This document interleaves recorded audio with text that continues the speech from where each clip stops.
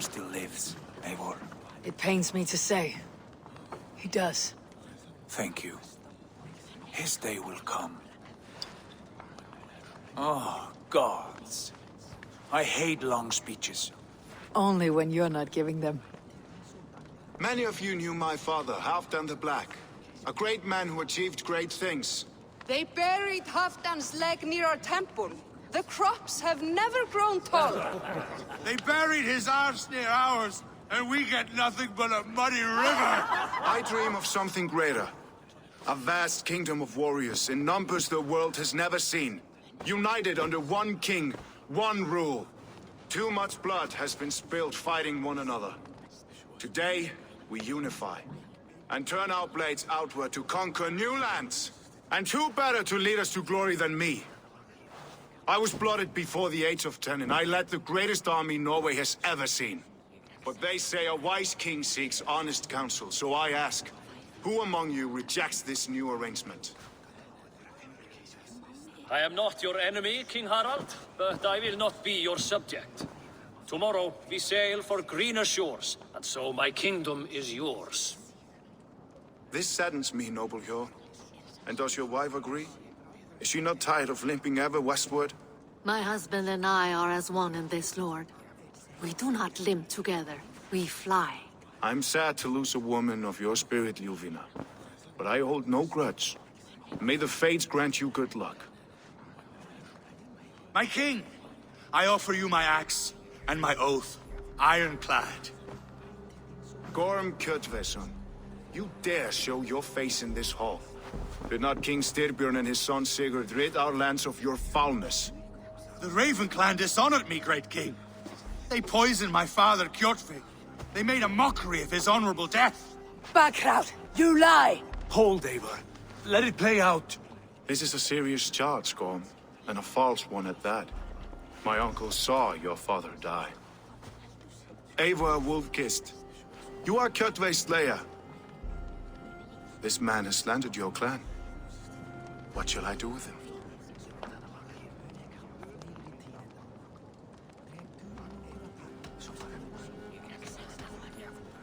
You're king of these lands, Harald.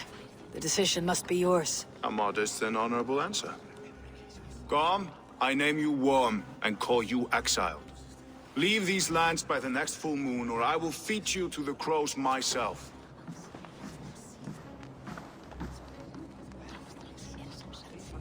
King Harald, may I speak?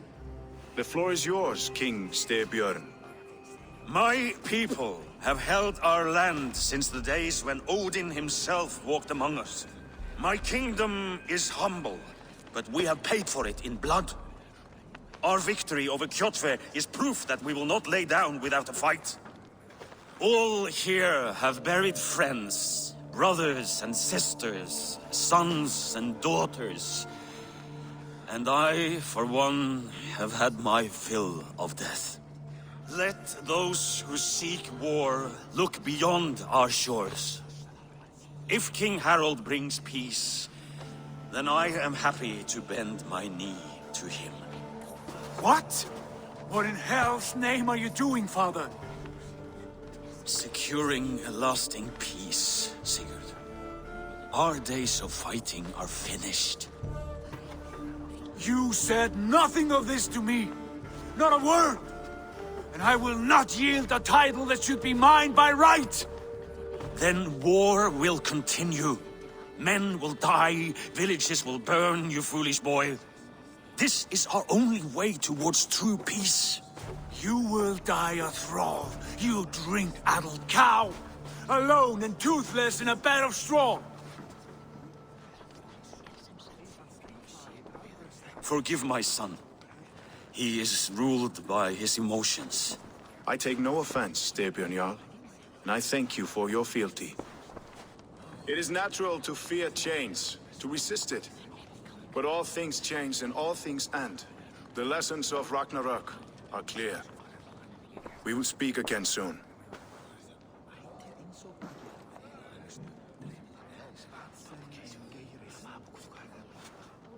That was an ambush, Lord.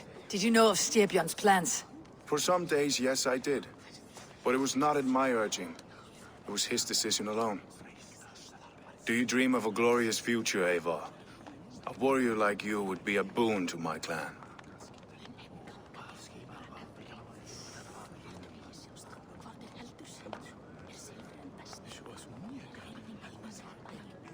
I dream of a glorious death, but not at the cost of betraying my family. I wish I understood you better. For those I do not understand, I do not trust, and I cannot stomach a lack of trust. You have nothing to fear from me, King Harald. My loyalty lies with my brother Sigurd, and I bear you no ill will. Then know that if you stay in Norway, both you and your brother must serve under me. Take tomorrow to think on this. But let us leave these matters for another time. Tonight, we will eat and drink like gods and wake in a kingdom made new.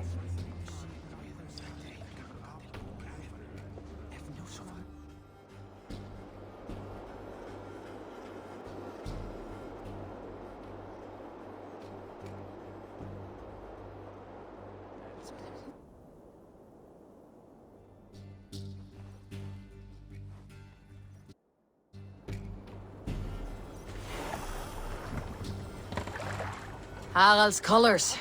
He's already marking his territory. Marking? Gods, he's spraying like a horny pup. Harald may be young, but he's clever. Do not underestimate him. He came of age very quickly. You there! What are you doing? If you wish to have words, come closer.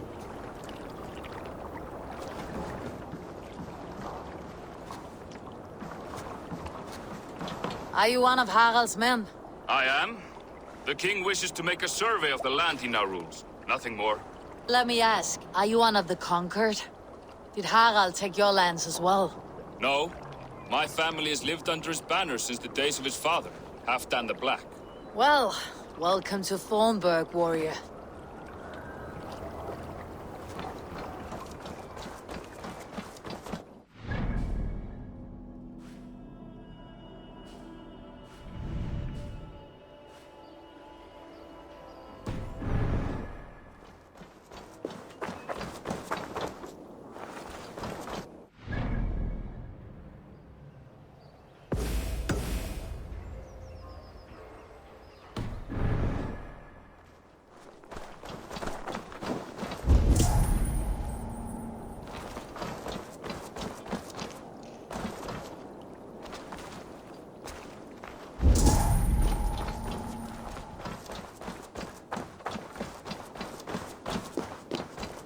Come! A little dice never caused any harm.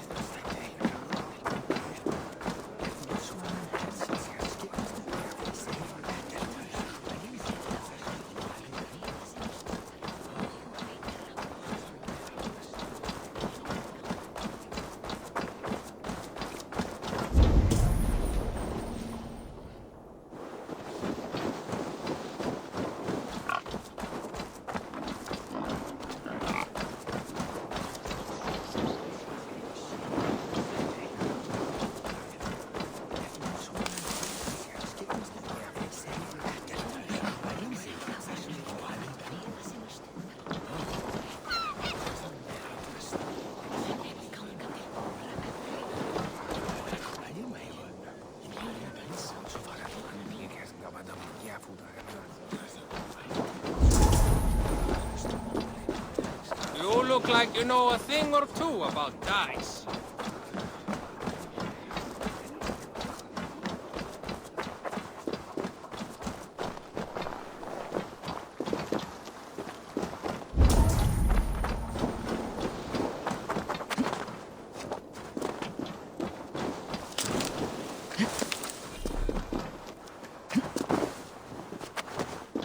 First, they will demand taxes. And soon after, they will be living in our homes. Keep your voice down, they will hear you. Fine by me. If those backgrounds come to our door, I will carve them new shitholes.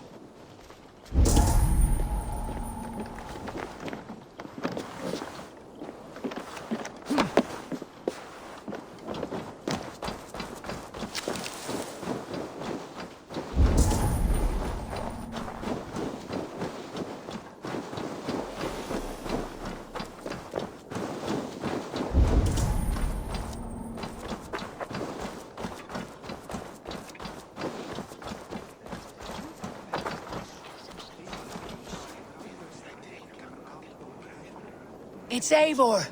Open the door! Come in, but keep your voice down. You will alert Harald's men.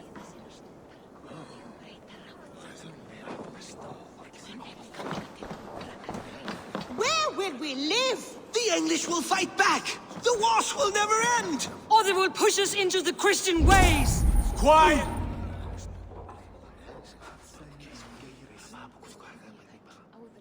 2 days ago, we rid this land of Kjotve and his dogs. Yet today, we do not celebrate. Today we cower under a cloud of fear. But it need not be like this. We are not the heel-trodden subjects of a boy king. We are the Raven clan. Our destiny is our own. Did you know about your father's oath to Harald? I did not. And for that my anger burns hotter than any man's here. But I will not let that drive me into despair. We cannot stay in Norway. Not under Harald's boot. Not without fueling more war. So we push forward. To newer lands. To England. And there make a new home. A kingdom of our own. The sons of Ragnar Lothbrok have been in England 8 winters already. Is there any land left for a clan of our size? More than enough, wife. Of the 4 kingdoms of England, only one is truly pacified. I have no desire to wear Harald's leash. I like this idea. A saga for the ages, I agree. It will take time and resources to build ourselves a new home, but the riches taken from Kjotve's raid would suffice. No. That belongs to my father, as a fair compensation. In England, we must start anew. You would start us with nothing?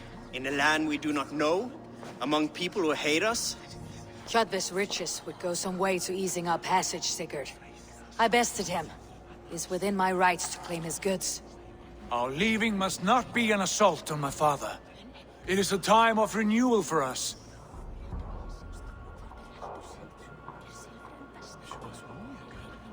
If we go, we will need all the help we can get. I say we take Kjotve's spoils for our own. I abhor such theft. But if this is what it takes to sway you to my cause, I accept. Styrbjörn will prosper by the generosity of his new king. Kjotve's goods belong to us. To England then, before the day is out. Pack what you need, but no more than that. And tighten your lips. The last thing we need is the attention of Harald's troops.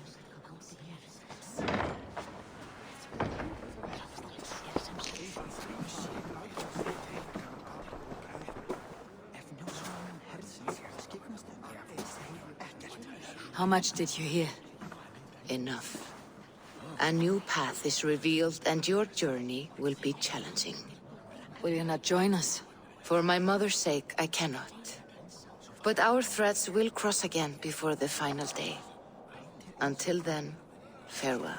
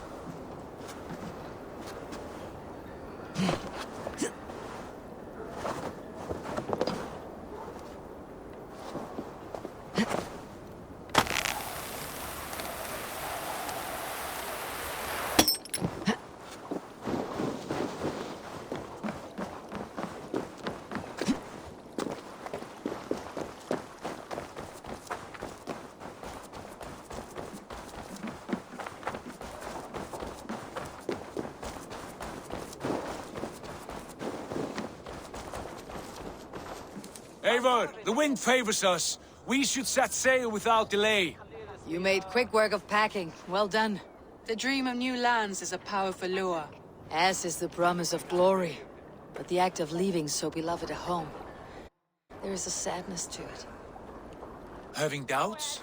No, not at all. The die is cast. Then let fate guide our journey. Are you ready?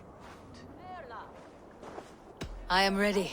Let us take to the water and leave unbothered while we have the chance. That chance is past. Look! Fate flies on swifter wings than we. King Harald's banner.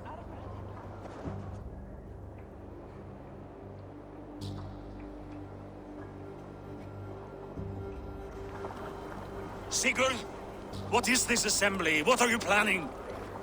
An exit, father. As graceful as I can.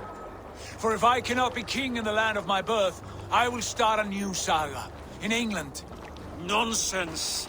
Your place is here, son, at my side. There will be other victories soon. Other glories. My choice is made, father. Do not hope otherwise. There's nothing for me here. I must go make my name in the world.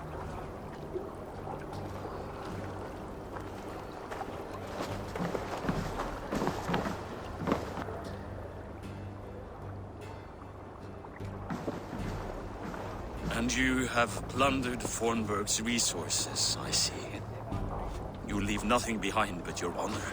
You left me no choice. I entered the Alving a prince. I left the son of a Jarl. There are always choices, Sigurd. I will not stand between you and yours, but I do not accept it. 17 winters ago, I opened my door to you, Eivor. And now, your only thanks is to rob me? I should have left you to the wolves. Sad old elk. Do not carry his words with you to England. He brought this day upon himself. I know.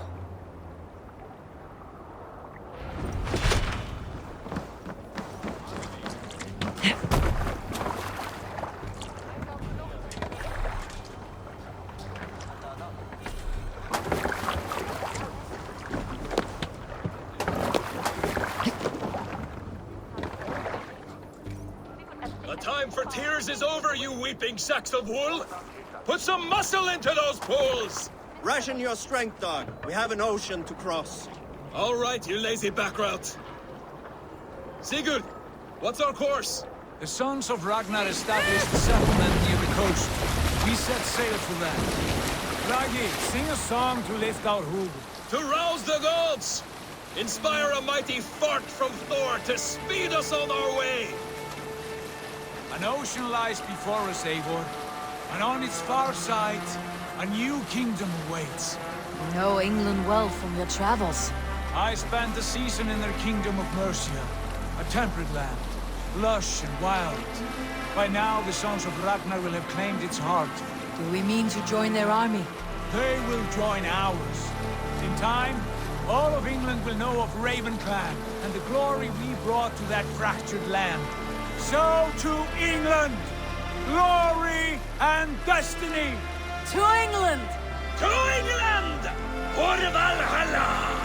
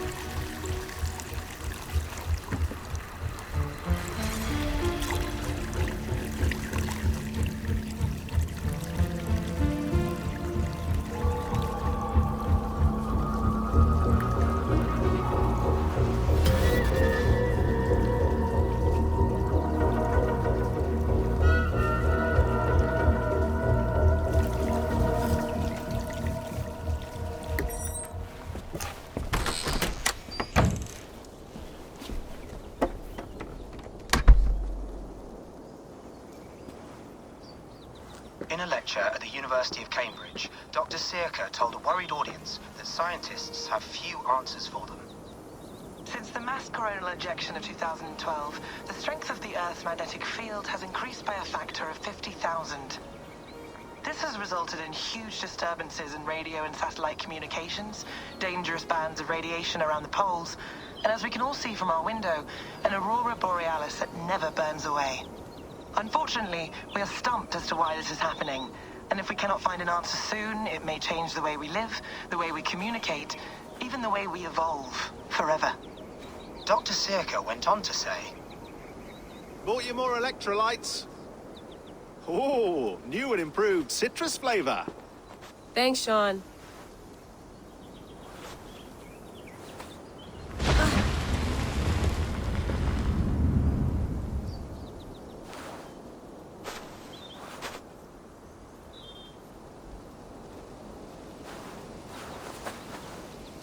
How do we fix this? How are you the key to everything?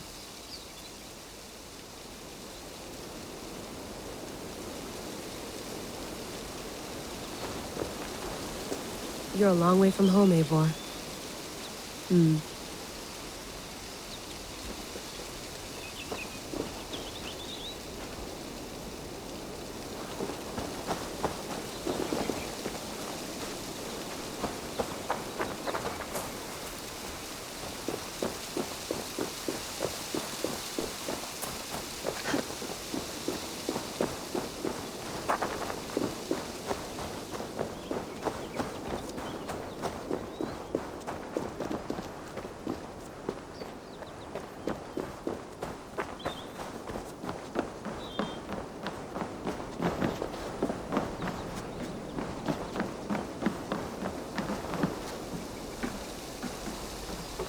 Love to play around, but I have bigger things on my mind.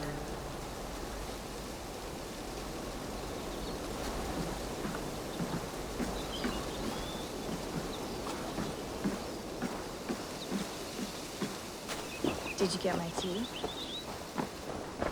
Oh, mint tea is not actually tea, Bex. It's an infusion. It's really just dirty, minty water. I don't care what you call it, Sean. Did you buy any? Of course I did, love.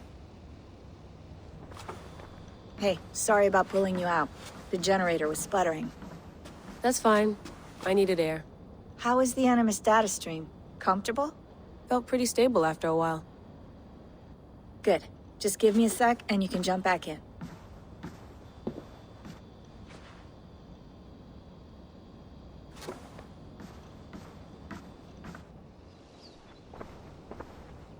Another satellite came down.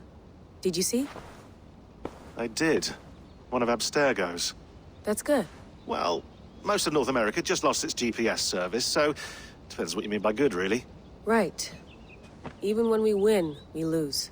Okay, we're all set. Whenever you're ready, you can jump back in.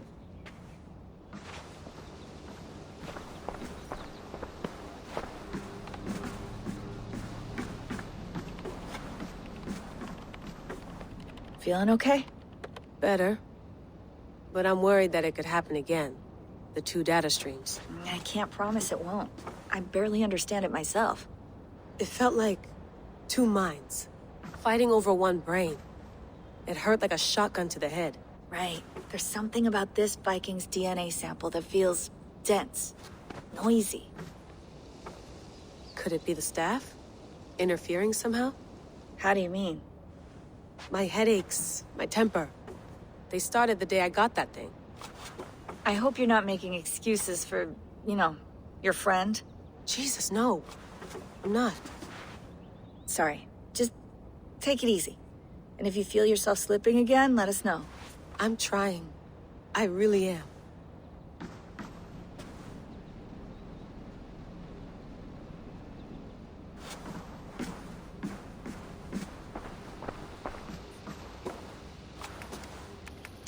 Let's have a look.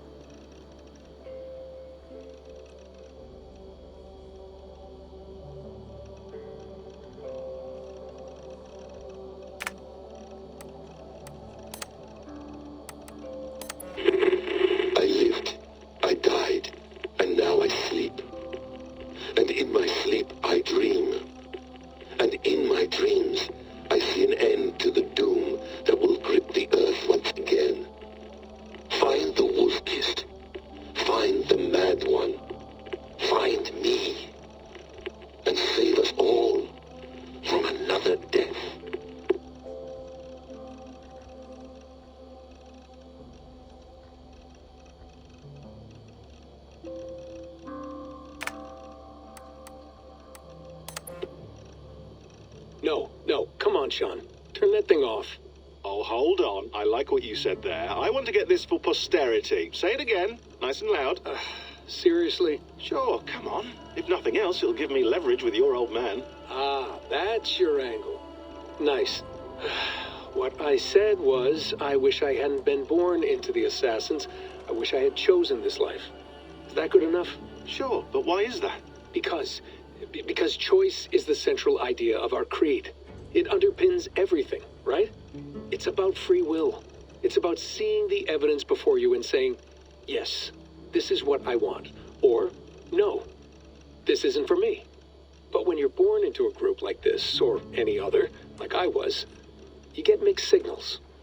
You get told over and over again, this is what we believe. These are the rules. This is reality. No deviation. And if you question it, oh, they look at you like you killed a puppy.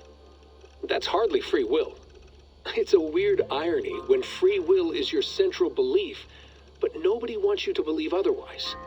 I don't know how to say it exactly, but I always thought there was something self-destructive about our creed. If free will is the most important moral guidepost we have, we should be free to ignore it. To choose submission, for example. You know what I mean?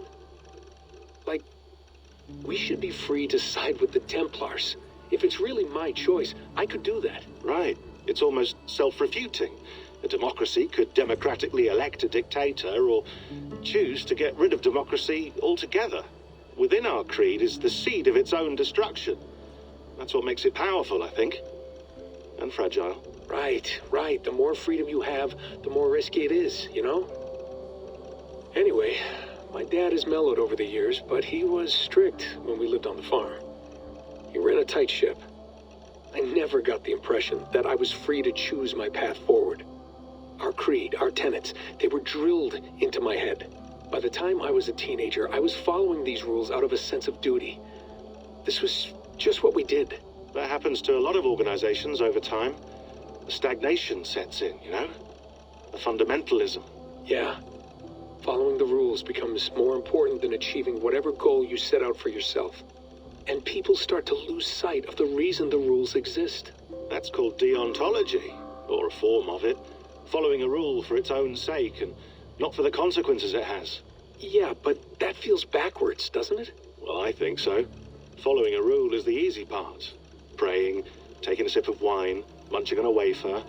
Rituals that give comfort. But that's just going through the motions. It makes people feel like they're doing something. When the hard work is, well, actually getting off your ass and doing something productive. I think people just want boundaries. Tight boundaries. They want to see the four walls that pen them in. I don't disagree.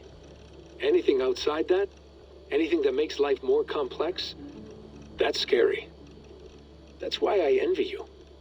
You chose this life. You went through that process, and you decided, yes, I believe in this. Sure. It didn't stop me from being an insufferable know-it-all as a teenager, but I see your point. I would have loved to have been a know-it-all. I knew nothing. Not until you guys found me. Yeah. It wasn't until I met you, and Bex and Lucy, that I knew. I knew I wanted to be an assassin. Oh, thanks, Des. Come here. Bring it in, bud. I don't normally like touching, but I'll make an exception now. I am not hugging you. You sure? Because I smell very nice today. Can you just turn that off?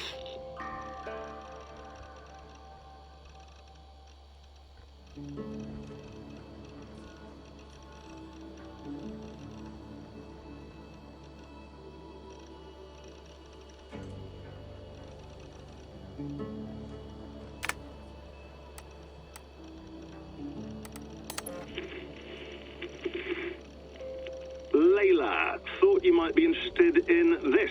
Conversations that Bex and I had with Desmond back in 2012. December, I think. Just candid talks, that's all. We didn't square any circles or write any beat poetry. But he did have some interesting insights into his time in the Animus and what it means to be an assassin. Anyway, have a listen. You might find you and he had similar experiences, so, well, let me know what you think. Unless it's to tell me I sound like a total prat in these recordings. If that's the case, just say nothing. I mean, I did have a slight cold at the time I recorded these. That's probably why I sound odd. Anyway, okay, I'm done anyway, so turn off. Turn off. Oh, it's actually just a button. Sorry, here we go.